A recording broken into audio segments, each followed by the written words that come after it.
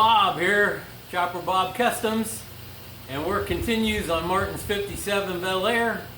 The engine is in, getting ready to prepare the transmission to put it in. Let me start off by thanking you for watching the videos. Thank you for subscribing. If you haven't subscribed, please consider doing so now. Please like the videos. I like to be liked. Leave a comment, ask a question. I try and get back to folks. If the comment or question warrants my response, I will do it. And finally, set that notification bell, because as I said in the previous video, they may be just a little bit more sporadic due to this. So let's start and see if I can install this 4L60E with one hand tied behind my back. Okay, so normally I'd have the transmission sitting on the floor, and I would simply lift this converter up with both hands and slide it back in there and make sure that it engaged the input shaft, the stator shaft, and the pump tanks by working it back in.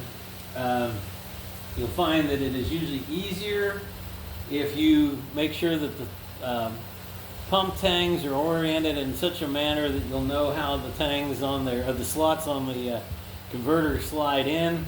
They say make sure you hear 3 clunks. If you got everything lined up, you'll hear 1 clunk.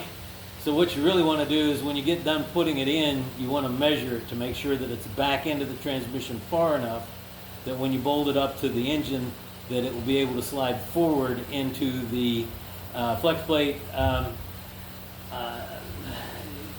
3/32 to maybe just a little bit over 1/8 of an inch. You want it to slide forward before the bolts will, before the mounting surface touches the flex plate.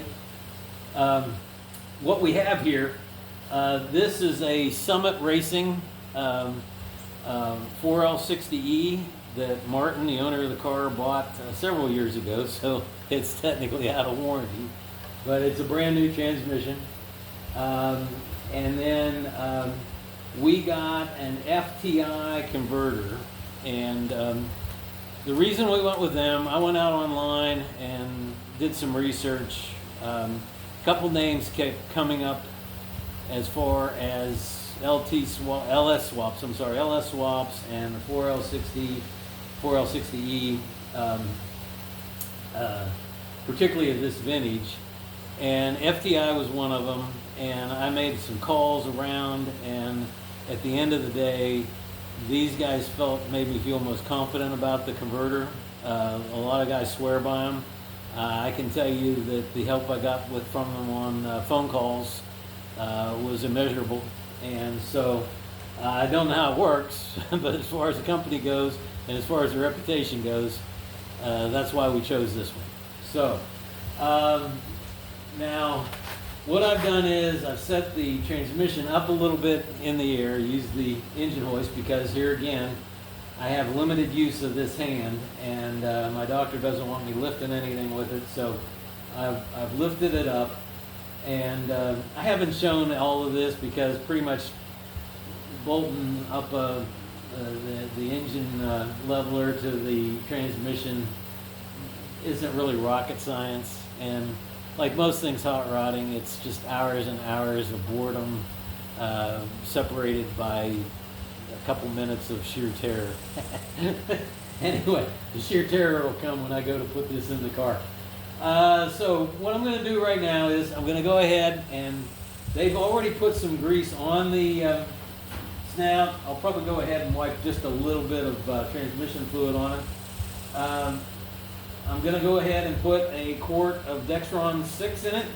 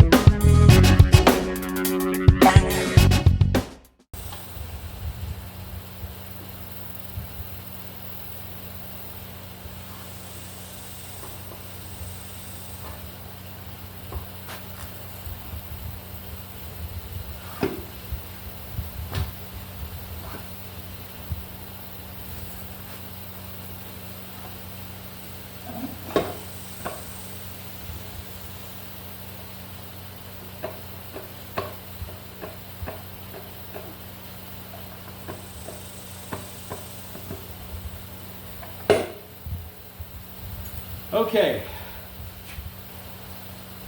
filled a little bit,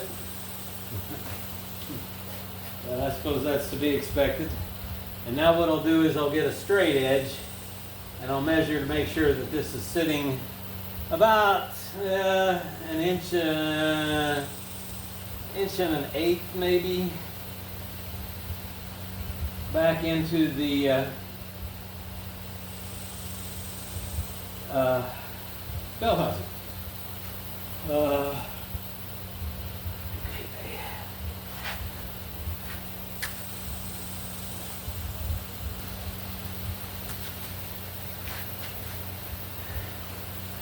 Okay, and it's going to sag a little bit because even though it's in a fairly snug bushing at the back, there is some tolerance so it can spin. And the front of it is supported by the end of the crankshaft with this pilot right here. So what I like to do is I like to try and hit about the halfway point, because at the halfway point you hope that it is pretty much where it's going to ride when it's running with this being supported. The top will probably be out, the bottom will probably be in. Make sure you got it back in all the way.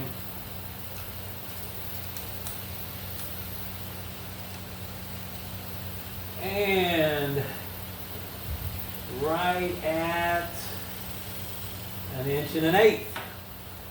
So what I'm going to do next, most probably off camera, because I don't have one for the 4L60, I'm going to go ahead and fabricate. It's just going to be a simple sheet metal piece. It'll basically bolt on here and bolt on here to make sure that the converter can't slide forward when I'm jostling it around getting it up in the car. So let me reposition the camera and I'll show you what's going to happen next.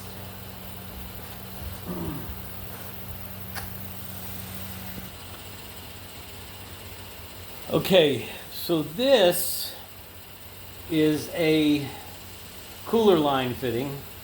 Now what this particular 4L60E has is a 1/4 inch SNPT, straight national pipe thread.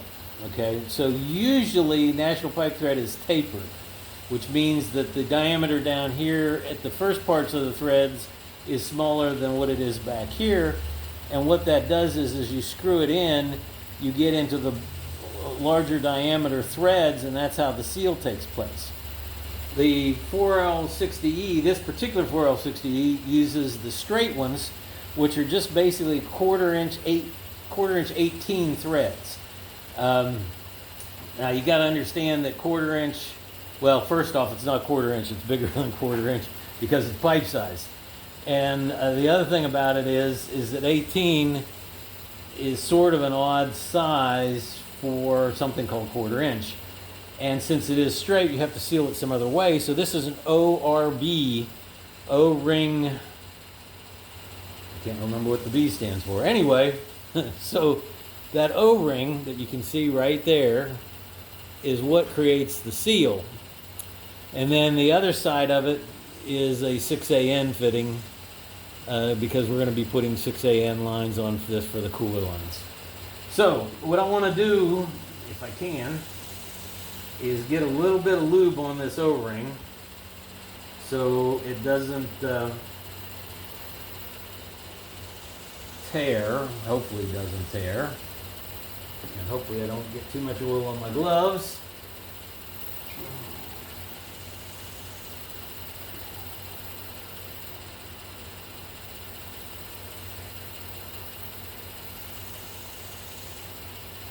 The other thing that you want to do is you want to inspect the transmission real close, particularly on one that's painted like this, to make sure that they haven't got a drip or a run into the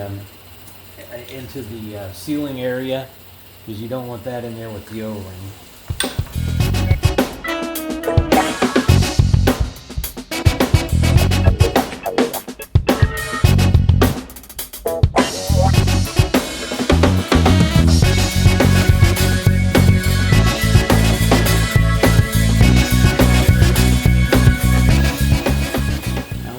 Check, and these are supposed to torque 28 foot-pounds.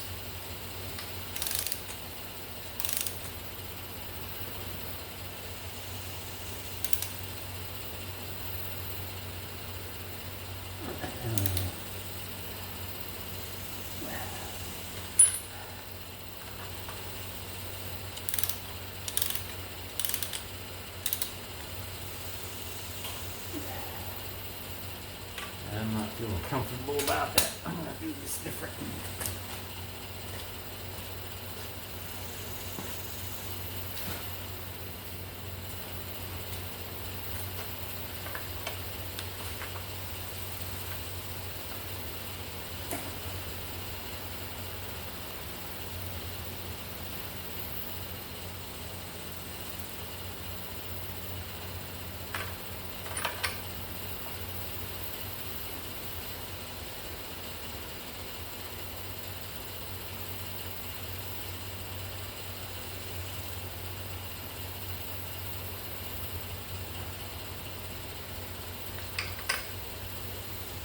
Okay, now the next thing I've got to do, and I'm going to go ahead and shut the camera off, I got to determine whether or not those rear mounting holes are metric. They probably are. I'm going to have to find a couple of bolts to mount the transmission mount.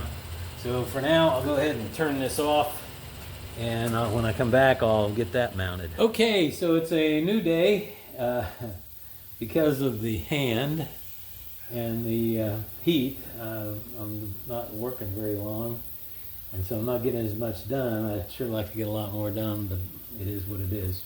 So one of the first things I did before I started videotaping was I put a stop in here for the converter to keep it from sliding out while I'm jostling it around to get it underneath the car. What this is a window, and I think it's pronounced Mullen. Basically, when you have two windows that are joined together to form one window, in the center you need something to anchor it to the structure of the house so that it doesn't try to bow out like this in storms. Each window is supposed to have 4 of these, 2 at the top and 2 at the bottom. They go into the divider between the 2 windows and basically lock them in place. And as fate would have it, we've been replacing windows in the house, and on one of the orders we got, they had shorted us all of the Mullins. And so we went in and we said, hey, we didn't get the Mullins for this window, and they went back and looked and they couldn't find the box that they came in. And at the end of the day, they said, well, we'll have the company send you new ones. Well, they sent us this huge box of them. And so I've had a lot of these aluminum pieces laying around. And this just happens to be perfect for, well, almost perfect. As you can see, I had to put a little bit of a bend in it just so that it wasn't putting a lot of pressure on the torque converter. But basically, one hole drilled in it, 1 3/8 by 1.5 inch bolt, tightened it up, and that'll keep the converter from sliding out while I'm getting the thing underneath the car.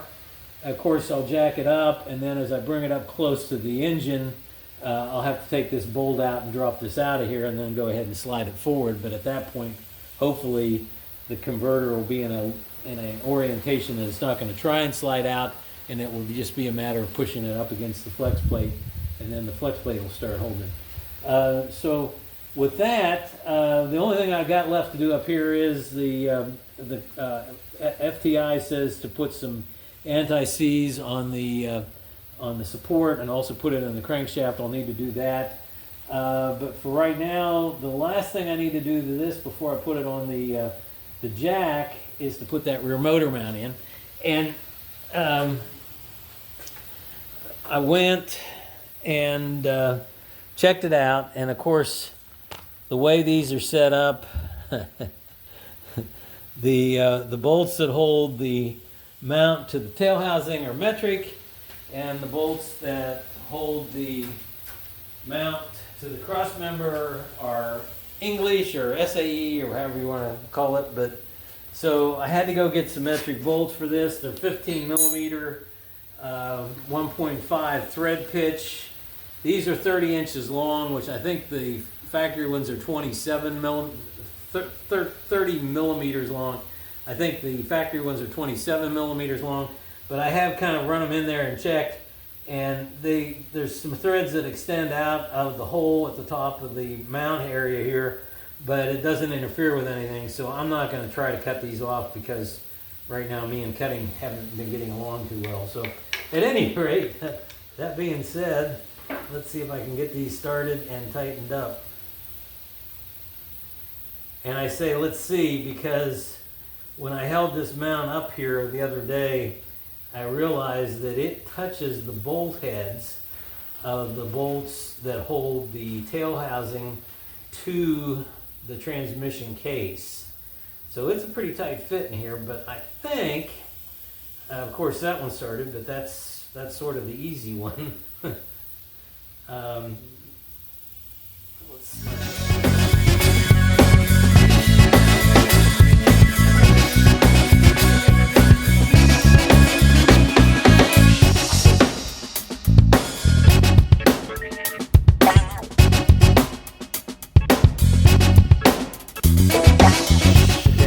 Probably do is when I get the transmission in the car and get the crossmember and everything located in here, I'll probably come back in and make sure those are good and tight. But for now, that holds it in place, and that'll give me a place to index off of to get the crossmember located. So the next thing I'm going to do, I'm going to pause this, move the camera, and I'm going to get set up to start raising the car up in the air. So stay tuned. Okay, so one of the things about this that, of course, I've gotten some advice, but one of the things about it is that you got to get this car up in the air quite a bit to get this to go underneath of it. And I've been told, oh, you got to slide the transmission under the car and then lift it up onto the transmission jack. You got to leave the converter out of it so you can tip the tail housing up to get it underneath the frame rail, and then lift the converter up into place underneath the car. And well, if I'm going to do that, I'm going to have somebody help me, because right now, I mean, at my age and out of shapeness, I'm not sure I could do all that if I had two good hands. And with one good hand, there's no way I'm going to get it done. So if this is going to be, I can put this in with one hand tied behind my back, I'm going to have to be able to get this thing underneath the car, assembled on the jack. But here's the thing. If I put this underneath the A-frame out near the ball joints, the frame is actually going to be higher than this, because the A-frames are down below the height of the frame rails. And if I jack the back end of the car up as well, I think this is going to give me enough clearance, particularly there at the front where the frame actually kicks up a little bit. There's like a sweet spot that I'm pretty sure this ear is going to go through.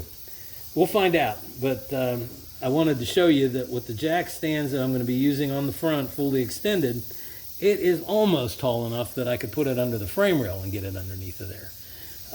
But I think if I go underneath the lower control arms, I think I'm going to be in like Flint. So I'm going to go ahead and jack the car up, and we'll take her from there.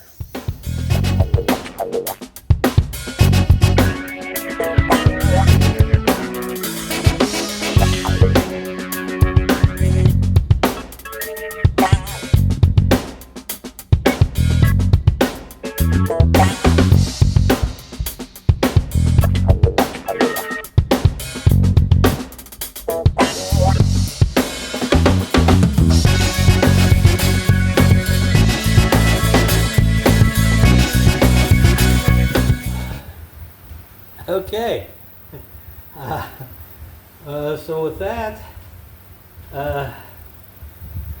I'm hoping, right now I've got enough room to move around under the car, plus a little bit. I'm hoping I don't have to let it down any, but the next thing to do will be to jack the transmission up into place. Well, let me backtrack here. For two things I need to do. I need to double check the ID of the pilot and the crankshaft, and the OD of the pilot on the converter, and then I need to coat the OD and the ID with anti-seize. They also recommend coating the dowel pins on the back of the block with anti-seize. I'll do that. But I think what I'm going to do now is, based on the stress I've been putting on this hand, and I've still got to close the shop down, and the heat, I'm going to put this off until tomorrow. So it'll be 24 hours for me, not quite, 20, maybe 20 hours for me. It'll be just if I could snap my finger just like that for you.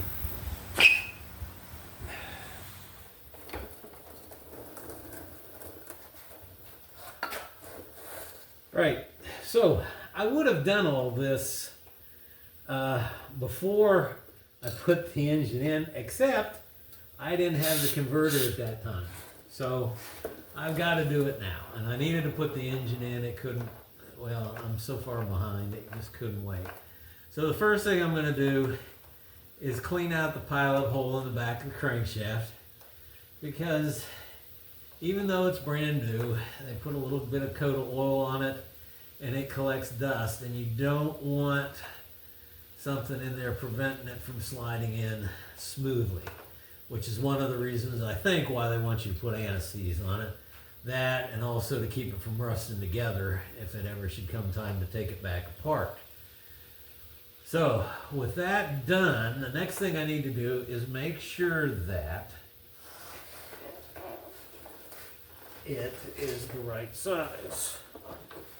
So I will measure the pilot on the converter, and all I'm really going to do is just cinch it down and lock it, and then verify that that will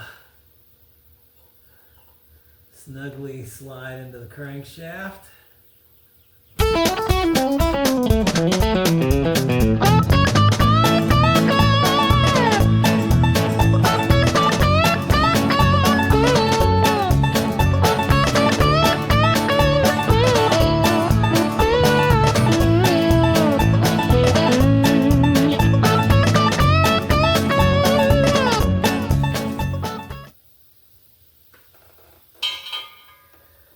Okay, it is definitely going to be a snug fit.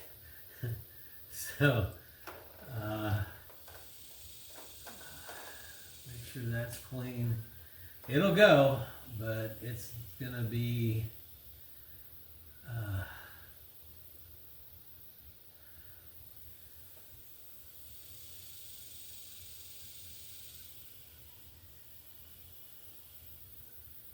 yeah. Okay, so now I'm going to put some anti-seize on the pilot.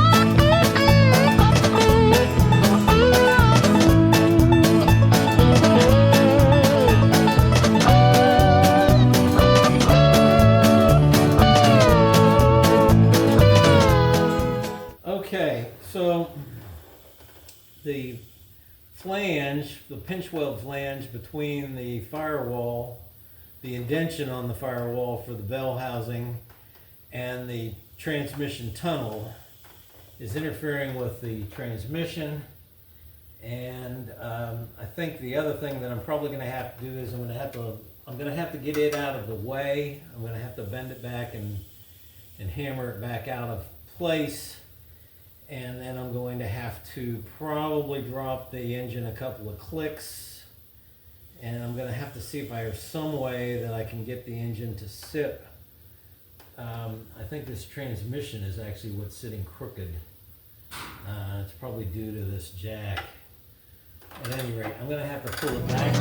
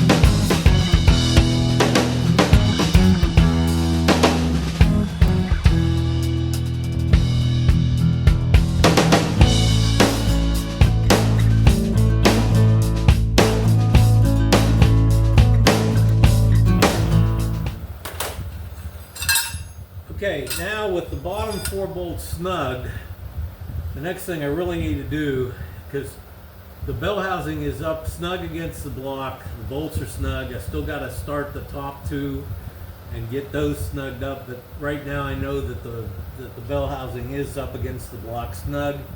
So the next thing I need to do, and I already did half of it, was make sure that the torque converter was not bound up. And so the next thing I need to do is verify how much clearance I've got between the flex plate and the torque converter, and if the torque converter will slide forward. So the torque converter does spin, and I think probably what I'm going to have to do is get a drill bit, see if I can figure out how far away they are apart.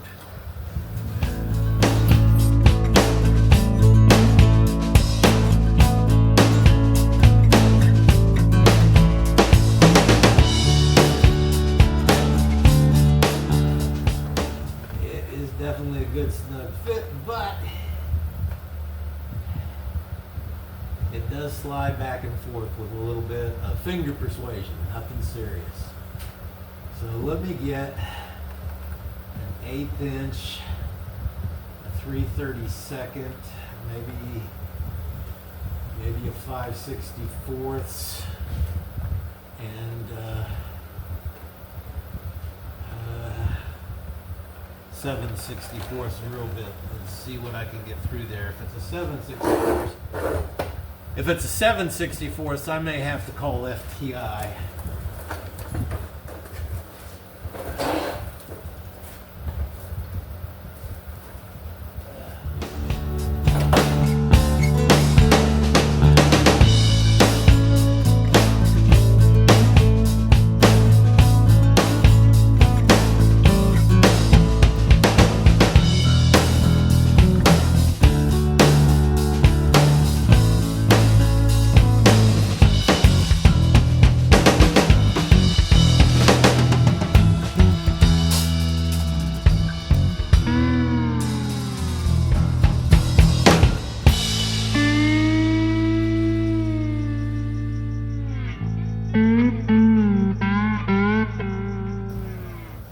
I think I'm going to pause this and go call FTI to verify that I don't need to put shims in this.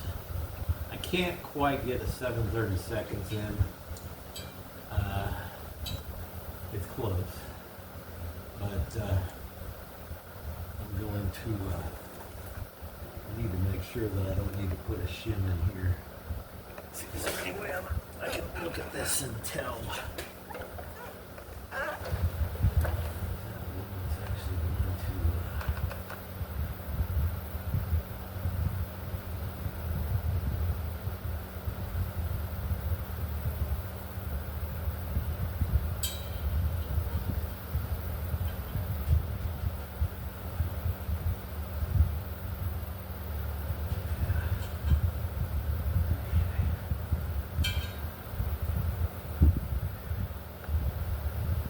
All right, let me go check this out and I will be right back.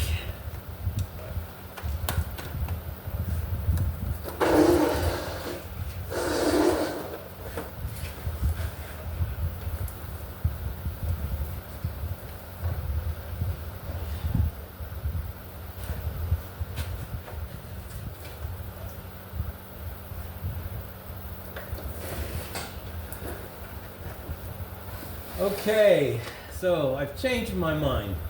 I looked at the time. I'm going to call FTI this afternoon when I'm not working because it's too hot. It's actually too hot right now. But the thing that I'm going to try and get done next, I can always get in there and put shims in the way it's sitting right now. If I need to, I'll have to talk to them and see what's required. But that's not going to be an issue. I need to get the transmission located so I can determine whether or not the engine is sitting too low in the front. And then I also would like to get the transmission crossmember located and installed so that I don't have to rely on the jack to hold this whole assembly up. So with that said, what the customer has got is a Speedway crossmember kit. It has a vent crossmember with a mount on it.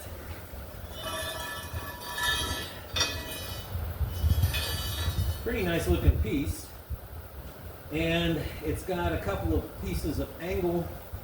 Well, actually, it's a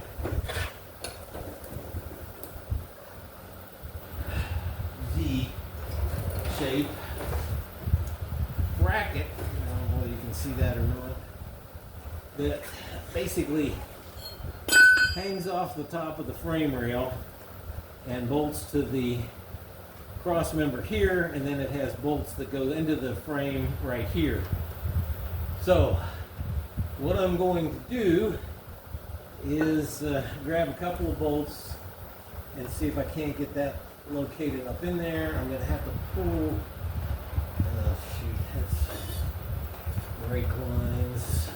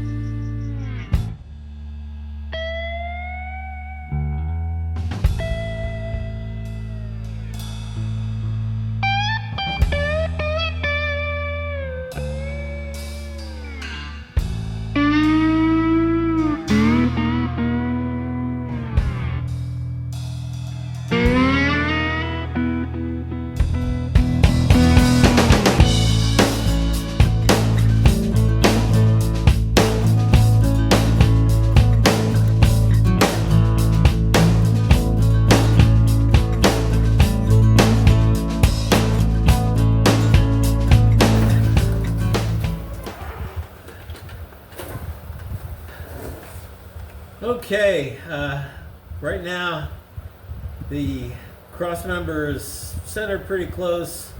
It's also front to back, about the same on both sides. The next step will be to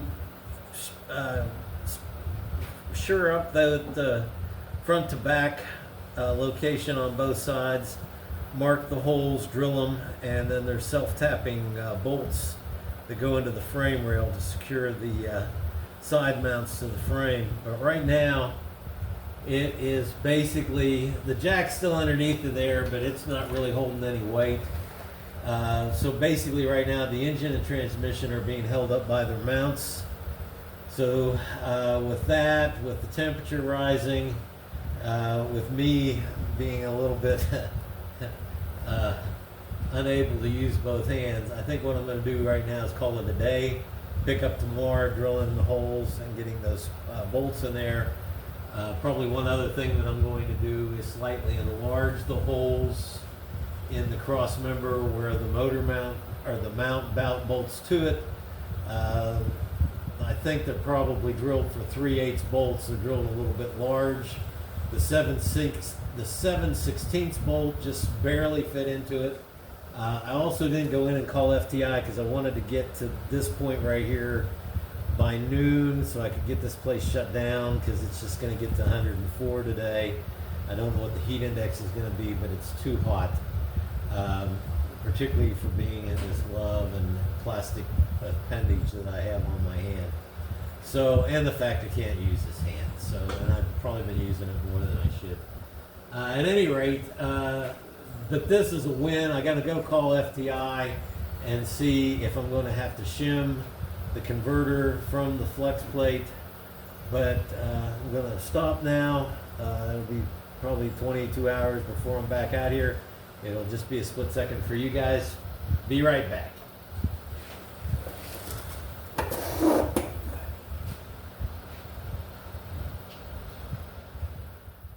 Okay, so what I've got now is I've got the Crossmember located.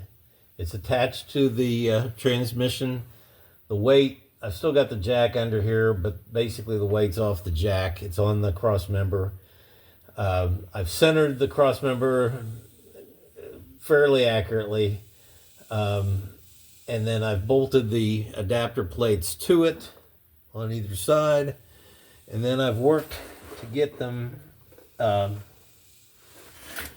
situated fore and aft so that if I measure from this hole in the frame, which is one of the holes that they use for locating, I get 10 3/8 for both sides. Now, if you're doing this, your measurement might be different, but basically there's a hole on the passenger side and a hole on the driver's side. And I've got it set so they're 10 3/8 inches from that hole. And then what I'm going to do is I'm going to mark those holes with a transfer punch. Now, if you're not familiar with the transfer punch, let me see if I can get a light on it so you can see it. Basically what it is, let's see, there's the camera. I don't know how well you can see that, but basically it is the diameter of the hole that you're trying to mate up to the very tip. And then at the very tip, and this one needs sharpened a little bit. I'm hoping I can get a good mark on it. It's got a center punch. Now, it's not designed to make a good solid center punch. It's really made for marking. It'll give you a little bit of an indentation that you got to come back with a regular center punch and follow up with it. So this has got 4 self-tapping 3/8 bolts that go in there. You have to mark the hole, drill it out to 5/16, and then once you have it drilled out to 5/16, you put it all back together and slowly turn that bolt in until it makes its own threads and seats the adapter right there up against the frame. And then of course the top piece that comes over top of the frame is what's actually holding the weight, and all those 2 bolts on either side is to locate it so that it doesn't move fore and aft. And it's close enough to the Crossmember that you don't have to really worry about them backing out, because the Crossmember itself will stop it. So it's a pretty slick setup. Saves welding. And he may want to come back in later and weld it. I don't know. But for right now, this is what we're going with. And what I found was that these holes are exactly 3/8 of an inch. And so I'm going to go ahead and get it in there and give it a wrap. And I'll do that on all 4.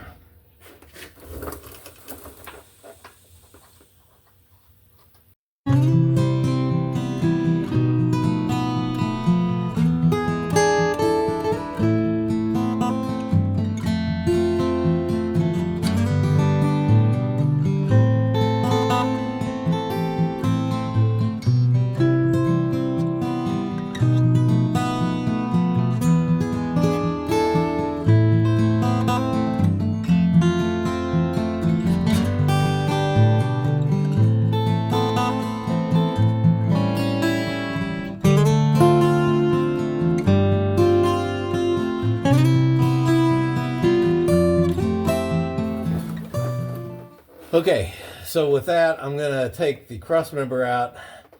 I'm going to clean the holes up a little bit. I think those holes for the trans mount were actually designed for 3/8 bolts, and this trans mount uses 7/16 bolts, so I'm going to get those enlarged slightly so that the bolts will fit a little bit better, and then I'm going to shoot some paint on it. So let me stop this and we'll go do that.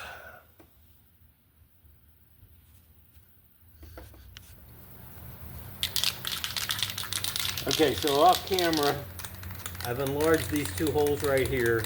That's 29, 30 seconds. And no, 29/64, I'm sorry. 29/64, which is a little bit bigger than the 7/16. And then I also ran a 3/8 bit through the outer mounting holes, because a couple of them seem to have burrs in them when I was running the transfer punch through them. So now what I'm going to do is give it a quick coat of paint, just something to kind of tie it in with the rest of the car and to keep it from rusting.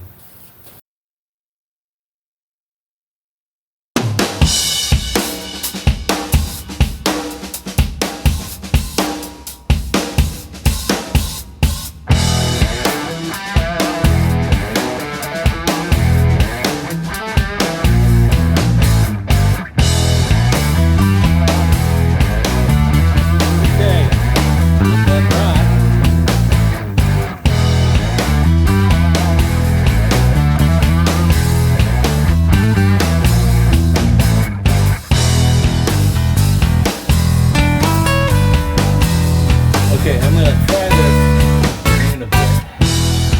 I'm not sure.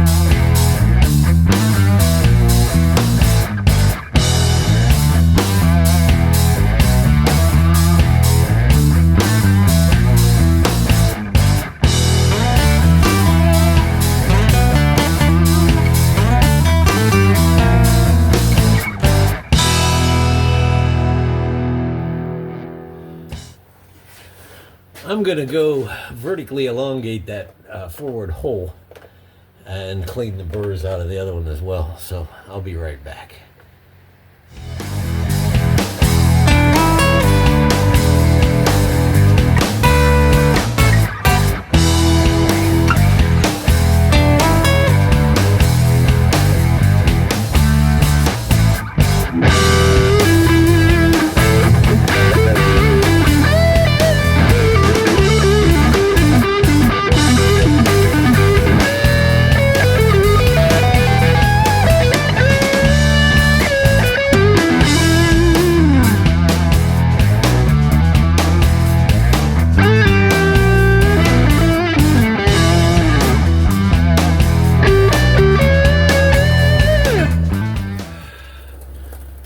Guess I should have taken that one and deburred it while I was over there.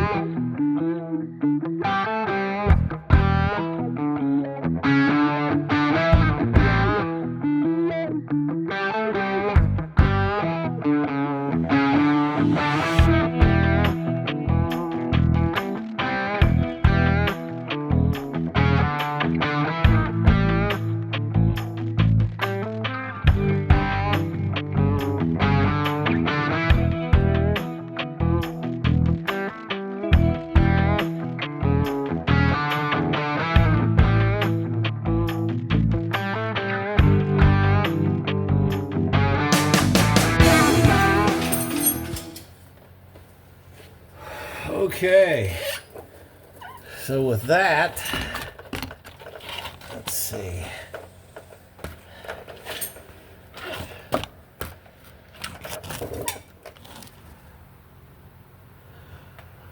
Okay. Let's see.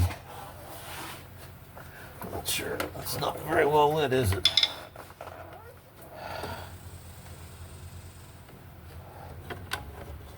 So basically, Crossmember's in. Transmission jack is out. I still got the bolts to tighten up and also put in on the bell housing, and I've got the torque converter bolts to put in. But basically, the transmission's in. I'm going to evaluate the engine location. Right now, it's looking pretty good. I'm kind of pleased with it. So I think we're in good shape there, but I'll do some measuring, some checking to see where we're at, and we'll go from there. But for now, I think I'm going to end this video here, because basically I've accomplished what I needed to accomplish. It's awful hot. I'm hoping I didn't put too much stress on my thumb. I tried. It's amazing how much drilling requires both hands. Anyway, yeah. For now, remember to subscribe, like, hit that notification bell, comment, tell me what you're thinking, and stay tuned for the next video. Share with your friends. But for now, Chopper Bob out.